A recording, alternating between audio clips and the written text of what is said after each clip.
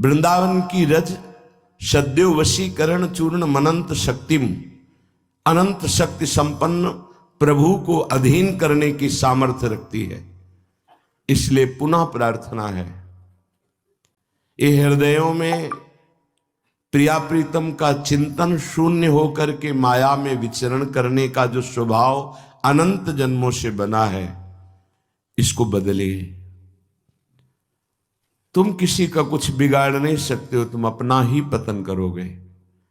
राग द्वेष वाला स्वयं नष्ट हो जाता है, किसी को नष्ट नहीं कर सकता।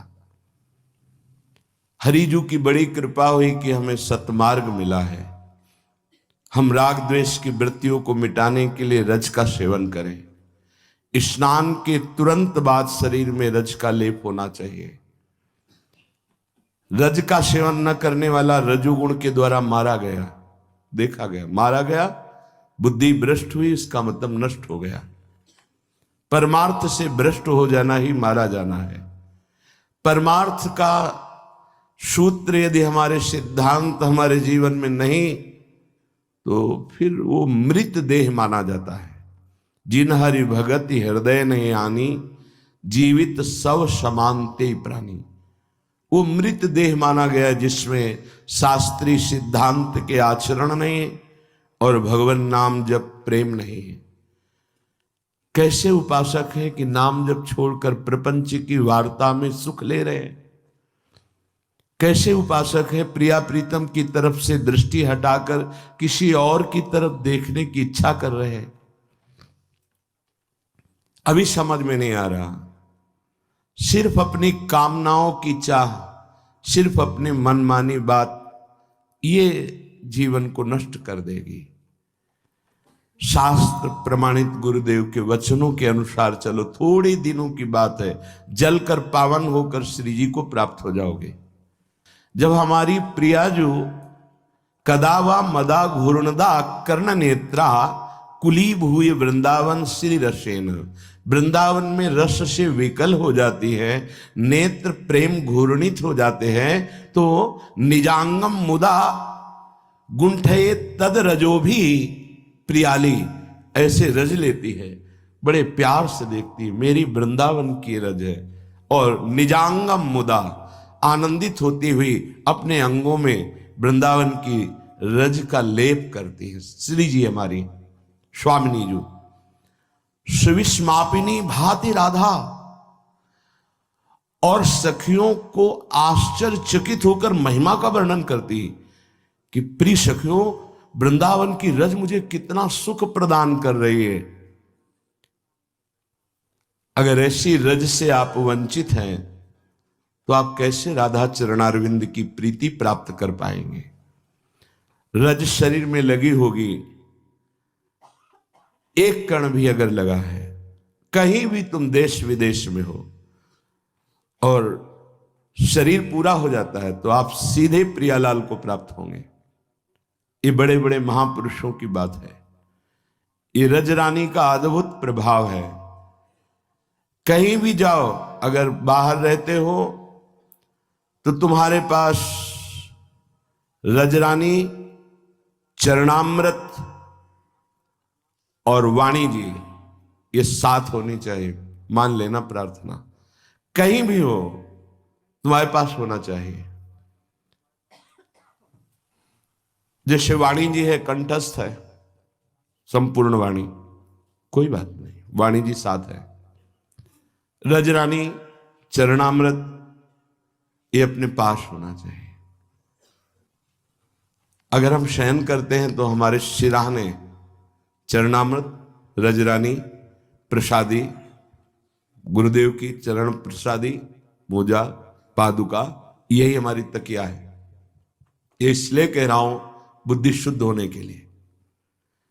एक कदम भी अगर चलते हैं तो साथ में गुरुदेव भगवान, आराध्य देव का नाम, ये रजरानी, ये प्रसादी चंदन, चरणामृत, इसी में पैक करके ये साथ है। अभी शरीर छूटे, हमें किसी के सहयोग की जरूरत नहीं, हमारे पास वो सब सामग्री है। शरीर छूटने के बाद जो हमें प्रियालाल से मिला दे। हमें भरोसा नहीं अपने चिंतन का, अभी भीषण कष्ट में हो सकता है मैं भूल जाऊं श्री जी को, तो ये नहीं भूलने देंगी। राधा नाम है, अभी शरीर छूटे तो राधा नाम है, ये राधा नाम चरण रज है, चरणामृत है, चंदन प्रसादी श्री जी की पत्रावली की हुई इसी में रखी हुई। हम मरने की तैयारी में हर क्षण है, कब मृत्यु आ जाए, कब श्वास पूरी हो जाए, हमें प्रियाजू ना मिली तो जीवन का क्या भरोसा। इतने बड़े महाभागवत भगवान के पुत्र, भगवान ऋषभ देव जी के पुत्र भरत जी, उनकी अंतिम वृत्ति मृग में फंस गई। हम कह दें कि हमारी अंतिम वृत्ति प्रियाजू में लगेगी, हम नहीं कह सकते। प्रियाजू की कृपा से प्रियाजू में लग सकती है, रजरानी की कृपा से, गुरुदेव की कृपा से लग। हमारे में इतना बल नहीं कि जब हमारी इंद्रियां, हमारा मन बुद्धि भयानक मृत्यु की पीड़ा से युक्त हो और हम प्रभु के स्मरण में हो, ये तो गुरुदेव की सामर्थ्य काम करेगी, प्रियाजू की सामर्थ्य काम करेगी।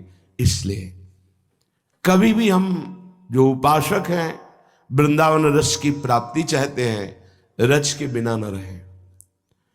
हमारे पास हर समय रजरानी होनी चाहिए। आप मान लो मेरी प्रार्थना, ये अलौकिक वस्तु है, ये कोई मिट्टी नहीं है, आप ऐसा ना समझें। इसको चखने के लिए जब मैया ने बाधा पहुंचा दी, दाऊ दादा ने आके कहा मैया लाला ने ब्रह्मांड घाट की रज पाई है। मैया ने कहा ऐसे रज पाएगा तो बीमार हो जाएगा, वात्सल्य। तेने रज पाई? लालजू ने कहा नहीं। दाऊ दादा कभी झूठ नहीं बोलते, दाऊ सदैव सत्य बोलते हैं। तुम जरूर झूठा बोल रहे होगे। कहा मैया मैं क्यों झूठा बोलूंगा? नहीं नहीं, तो तू डर के झूठा बोल रहा है। मैया सही तो मैं ही बोलता हूं। क्यों? क्योंकि अनंत ब्रह्मांड मेरे में विराजमान है, तो रज की क्या बात। देख आ किया अनंत ब्रह्मांडों को। दाऊ दादा साथ रहते थे इसलिए कहा रहो साथ। अब मैं ऐसी लीला करूंगा कि पूरे ब्रज 84 कोस की रज को पाऊंगा, तुम नहीं रोक पाओगे। क्या लीला की? अपने बेटा ब्रह्मा की बुद्धि घुमा दी। इनकी नाभि कमल से प्रकट हुए ब्रह्मा जी तो बेटा ही हुए ना, सबके पिता पितामह ब्रह्मा जी, और ब्रह्मा जी के भी बाप आप हैं। जरा सी बुद्धि घुमा दी उन्होंने बछड़ों को, सखाओं को, तो स्वयं लाखों की संख्या बछड़ों की थी। जब 9 लाख गैया बाबा के आई थी तो और नंद उपनंद के थी और पूरे ब्रजवासियों की थी, तो लाखों की संख्या में जो बछड़े थे वो स्वयं लालजू बने। और 1 वर्ष तक घास चरने के बहाने संपूर्ण ब्रजमंडल की रज को चखा। ये ब्रज रज है। एक दिन दाऊ दादा ने देखा कि जितना प्रेम श्री कृष्ण के प्रति मेरे हृदय में, उतना ही प्रेम बछड़ों को देख के होता है, सखाओं को देख के होता है, उतना ही प्रेम ये ब्रजवासी जन अपने बच्चों से करते हैं, बछड़ों से करते हैं। ऐसा तो नहीं हो सकता। किसी की माया मुझे मोहित नहीं कर सकती। क्या है ये आकर्षण? क्या है? जो अपने स्वरूप में आके देखा तो सब श्री कृष्ण, बछड़े श्री कृष्ण, सखा श्री कृष्ण, छड़ी श्री कृष्ण। तो हो ये तो मेरे प्रभु साक्षात बने हुए। तब देखा कि ब्रह्मा जी के द्वारा ये लीला, रज चखने के लिए ठाकुर जी ने ब्रह्मा जी की बुद्धि फेर दी। 1 वर्ष तक लाखों बछड़ों का रूप धारण करके संपूर्ण ब्रजमंडल की रज चा। ये वृंदावन की रज है। अगर आप रज नित्य लगा रहे हैं तो कोई तुम्हें प्रियालाल से रोक ही नहीं सकता। निश्चित ये रज तुम्हें महाप्रेमी बना देगी। कौन सी सिद्धि ऐसी है जो प्रेमी को प्राप्त ना होती हो? पर वो महासिद्धि कोटिश दुर्गंध बुद्धि, दुर्गंध बुद्धि होए बुद्धि जो परम शयानी, तिंतन चितई न अनहित जान। ये अनहित कर देंगी, प्रेम से वंचित कर देंगी। इसीलिए प्रेमी महाभागवत कोई सिद्धि स्वीकार नहीं करता। दुर्गंध के समान घृणास्पद भाव से त्याग देता है।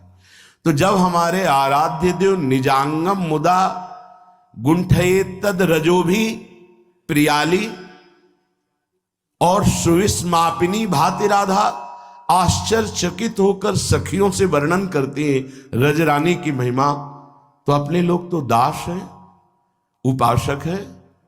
स्नान के तुरंत बाद रज लगनी चाहिए।